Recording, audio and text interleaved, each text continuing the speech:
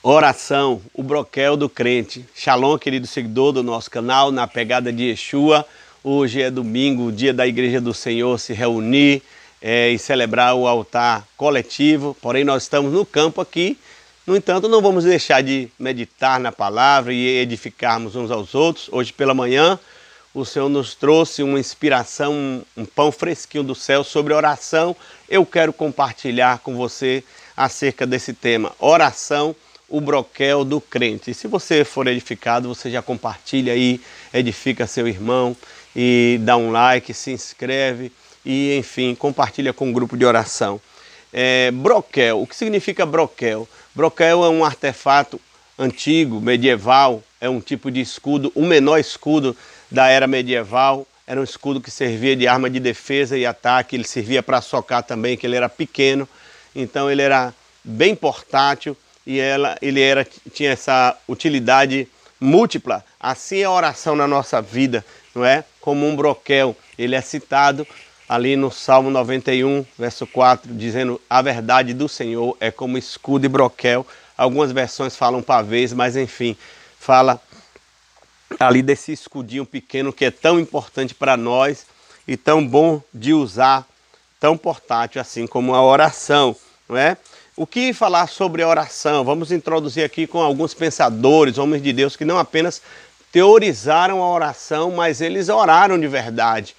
Um homem de Deus chamado Leonardo Ravenhill, em seu livro Porque Tardo o Pleno Avivamento, ele vai dizer que quem ora pouco peca muito, quem ora muito peca menos, peca pouco, que a oração é como a Cinderela, ela gata a borralheira, fica de joelho durante o dia e na meia-noite vira uma princesa. Já Charles Spurgeon, outro avivalista, vai dizer que se a situação é tão difícil que só dá para respirar, transforme cada respiração em oração. A oração diária é importante, por isso Jesus ensinou o Pai Nosso, uma oração pequena, uma oração acessível a todos. Os morávios foi um povo avivalista que criou um relógio de oração de 100 anos, então nós temos respaldo no passado, no período contemporâneo, mais agora e hoje e no futuro, para estarmos em uma vida de oração e oração diária. O crente que não ora diariamente não desenvolve a sua fé naquele que crê. Se você crê em Deus, você tem que orar diariamente. A noiva que não ora diariamente não sente falta do seu noivo. O corpo que não ora diariamente, no sentido da igreja, está doente. A senhora, no sentido da igreja, chamada de senhora eleita pelo apóstolo Pedro, né? A senhora que não ora diariamente é independente do seu senhor. A igreja, não é? A eclésia, chamados para fora, não é? A igreja que não ora diariamente é uma empresa. É só um templo que as pessoas só oram quando abre o templo. Mas a igreja somos nós, reunidos em nome de Jesus. O servo que não ora diariamente é insubmisso ao seu dono. O membro que não ora diariamente fica atrofiado, no sentido de membro como corpo de Cristo. O ministro que não ora diariamente é fraco. O marido que não ora diariamente dá brecha para adultério. A esposa que não ora diariamente tem falta de sabedoria. O filho que não ora diariamente não valoriza a relação com o pai. A família que não ora diariamente tem seu lar destruído. A nação que não ora diariamente é subvertida.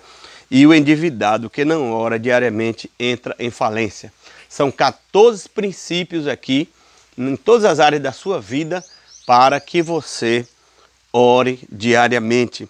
Existem muitos temas de oração: oração de confissão de pecados, oração de gratidão, oração de arrependimento, intercessão por outras pessoas, uma oração de júbilo, de alegria e até mesmo o silêncio, depender da posição do seu coração, venha a ser uma oração, um grito aos céus diante de Deus. Existem orações desesperadas e orações moderadas, existem orações pontuais, específicas, mas na verdade a oração é um estilo de vida que nós devemos adotar continuamente. Ter um espírito de oração não é necessariamente balbuciar ou discursar palavras audíveis, mas o espírito de oração é uma posição em Deus no mundo espiritual. Aleluia, glória a Deus. Pessoas que oram pouco, elas são fáceis de você identificar. Não que a gente queira identificar, mas que essas pessoas, de um modo geral, as pessoas deixam um rastro, que é um rastro carnal. Pessoas que oram pouco, elas falam muitas palavras tolas durante o dia todo, elas usam palavras torpes, piadas imorais, porque a boca dessas pessoas estão ocupada com carnalidade.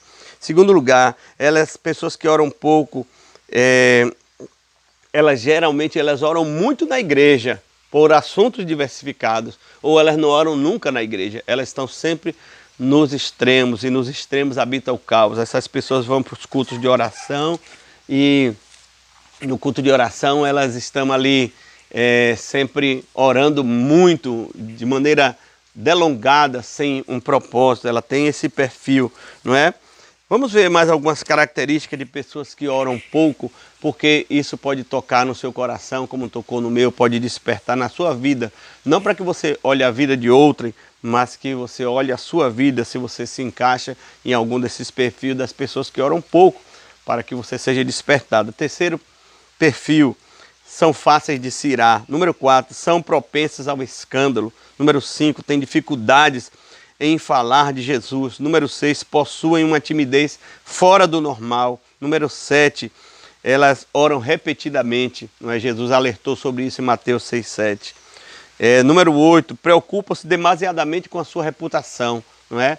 Então, essas pessoas elas não confiam que na oração delas o Senhor a respalda. Número 9, confiam no seu braço e querem tirar vantagem de tudo sem consultar a Deus. Pessoas que oram pouco, elas têm dificuldade de confiar em Deus. Elas querem confiar na sua força. E, em 10º lugar, pessoas que oram pouco, elas fofocam demais, não é? Quem ora muito não é quem passa horas a fio de joelho em penitência, e sim quem rompe mais o céu. Para mim, ao meu ver, à luz da palavra, quem ora mais é quem consegue romper os céus. As grandes orações na palavra são orações curtas. A oração de Elias, rompeu o céu para cair chuva, rompeu o céu para cair fogo, orações breves. Então, a gente tem essa cultura de orações delongadas, horas e horas, aí é diferente. Jesus tinha esses momentos na presença do Pai, em espírito de oração, mas orações práticas, não é? Orações que elas são verbalizadas, na Bíblia elas são orações curtas. Agora, nós herdamos esse perfil porque nós somos um país novo, herdamos cultura norte-americana, o americano tem naturalmente essa coisa muito forte da força humana, da justificação, não é? Então, se ele ora muito, tem uma justificativa.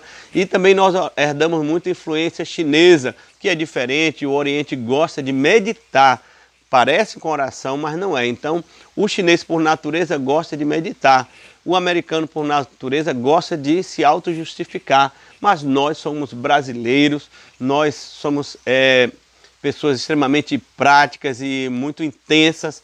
Então, nossas orações devem ser orações que rasguem os céus, e isso vai agradar o coração de Deus. O brasileiro é de fácil lágrima, é quebrantado, o brasileiro é emocional mesmo, que faz parte dele, tem o sangue quente. Então, às vezes você não tem uma oração linda, um discurso perfeito, mas você tem lágrimas, tem um coração quente para o Senhor, tem luz na mente e fogo no coração. Então, essa é uma oração eficaz. Também temos ouvido falar muito um chavão de que oração é diálogo com Deus. Sim, mas a questão é o que nós temos como conceito de diálogo, porque pessoas pensam que diálogo é unicamente um discurso em um conjunto de palavras. O diálogo nós podemos falar, dialogar com Deus sem palavras, sem idioma, sem verbalização, mas às vezes um cicio, não é? Um falar íntimo, às vezes uma lágrima, como Ana orou na presença do Senhor e Deus respondeu, e ela foi até acusada de bêbada porque suas palavras não eram discursos perfeitos como dos sacerdotes. Então, o diálogo existe, a oração é um diálogo, mas não necessariamente um diálogo verbalizado que se encaixe dentro de um idioma humano, porque o diálogo pode se fazer de várias maneiras, com olhar, com gesto, não é? Então, nós precisamos valorizar esse princípio. O que mais nós temos aqui sobre oração para encerrarmos nosso nosso vídeo aí, estamos chegando a 10 minutos, está ótimo. E para finalizar nossa pequena meditação sobre oração, o broquel do crente, eu citei um broquel, uma arma, porque a palavra do Senhor encaixa a oração como arma, lá em Efésios 6, verso 18, e eu encerro com isto, que não existe um lugar ou uma situação tão complicada que não caiba uma oração, porque a oração, além de ser o broquel do crente, é a sétima arma da armadura de Deus, de Efésios 6, a partir do 10 até o verso 18, a palavra do Senhor fala sobre essas 7 armas. Muitas pessoas interpretam ali apenas como 6 armas. Temos vários vídeos aí no canal sobre a armadura de Deus, não é? Então, o capacete da salvação, couraça da justiça, cinturão da verdade, sandálias ou botas do evangelho da paz, o escudo da fé, a espada do Espírito, que é a palavra de Deus, e a 7ª arma, a súplica dos santos, a oração dos santos. Que o Senhor te abençoe com esse broquel da oração. Shalom.